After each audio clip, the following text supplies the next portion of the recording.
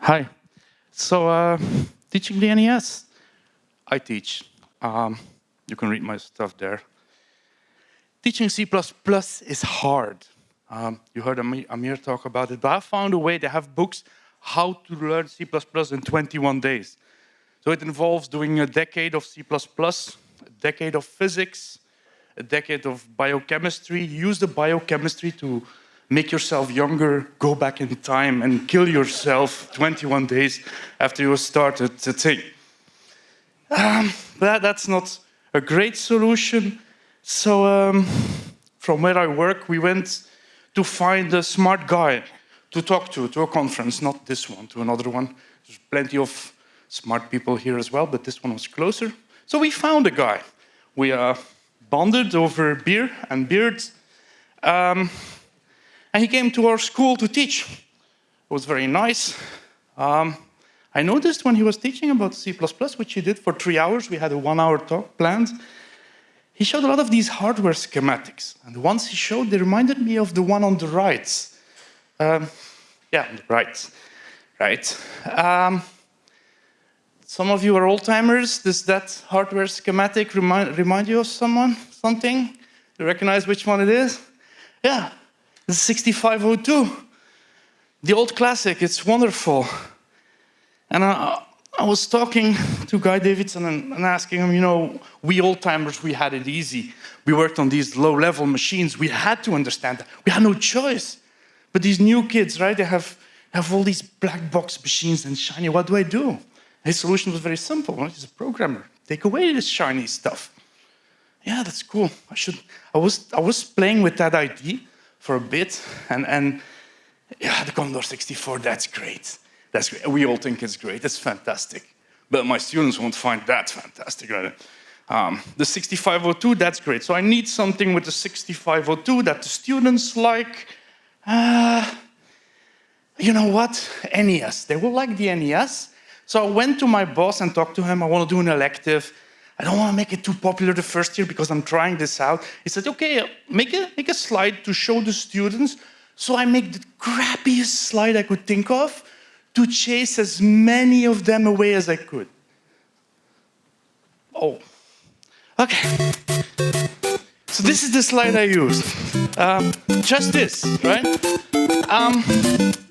In the hope of chasing them away, but that backfired spectacularly. Why the NES? Because it's great, right? It's the first real console. It has a CPU, a GPU called the PPU, RAM, VRAM. It's simple enough to be understood because that was the point, right? And just the 6 ECTS course, it has a modern controller. What? Why is it modern? Because you have movement on the left, action on the right, meta things in the middle, just like we still do, right? All stole that from Nintendo. Well, that's a light gun and an arcade stick, and actually the games are still considered to be fun, so that was my plan. We're gonna do stuff with that. Also, I had just bought this book. Yeah, I have a book buying problem. But I have a book about this, so I'm gonna solve that soon. The NES is actually easy to understand if you understand this schematic, but I won't go through it. You understand the NES, so it's feasible. Also, the students bitch a lot about C++ and the type system. So I told them, look, you can do assembly now. You don't have types anymore. It's everything, right? You have this 8-bit value. You want it to be a pointer? It's a pointer.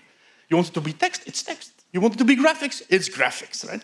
So the C++ compiler will not defend you anymore. If it did anything, at least it convinced them that the C++ compiler is their friend and useful.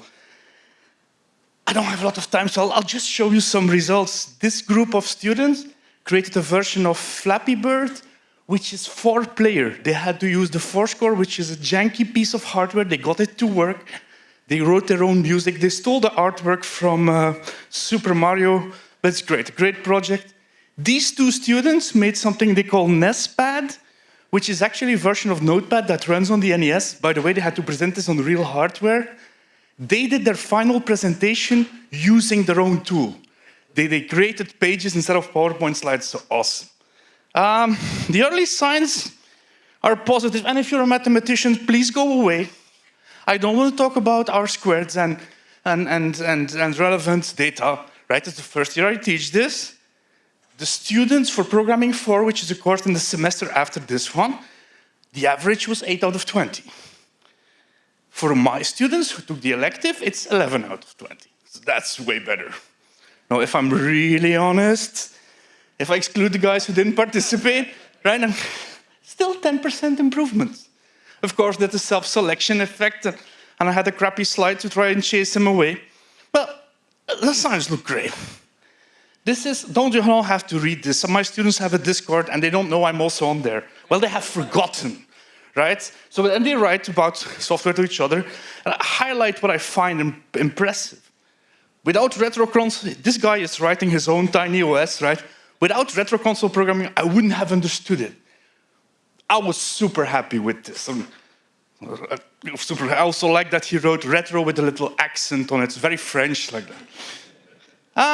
So my conclusion is, teaching low-level code on simple hardware builds better modern C++ developers. I teach C++ by not teaching C++.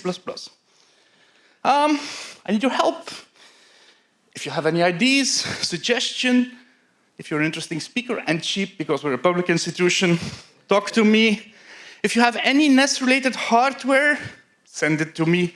If you happen to have one of those on the top, yes, that's a version of the NES. It's a Thai Famicom clone with a built-in keyboard and a built-in CRT. This is, I don't want one of those, I need it. I need this in my life. So if you have one, please provide me one. Thank you, that's it.